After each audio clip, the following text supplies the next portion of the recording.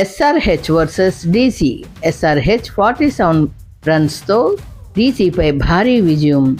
Unstoppable man Abhishek Sharma 242 లక్ష్యాన్ని ఛేదించడానికి బరిలోకి దిగిన ఢిల్లీ క్యాపిటల్స్ 20 ఓవర్స్కి 9 వికెట్స్ నష్టంతో 195 పరుగులు మాత్రమే చేసి చతికిలబడిన ఢిల్లీ క్యాపిటల్స్. కేఎల్ రాహుల్, నితీష్ రాణా భాగస్వామ్యంగా 86 పరుగులు చేశారు.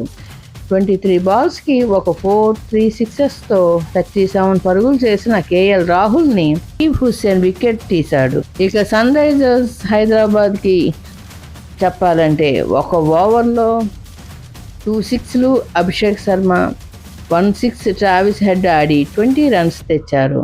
పవర్ ప్లేలో 67 రన్స్ తెచ్చారు.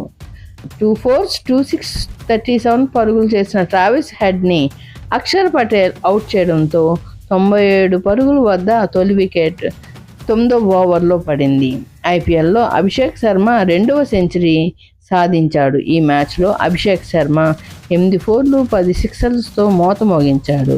మీకు ఈ ఛానల్ నచ్చినట్లయితే ఐపీఎల్ హైప్ తెలుగుని లైక్ చేసి, షేర్ చేసి, సబ్స్క్రైబ్ చేసుకోండి. మరిన్ని కొత్త వీడియోస్తో మీ ముందు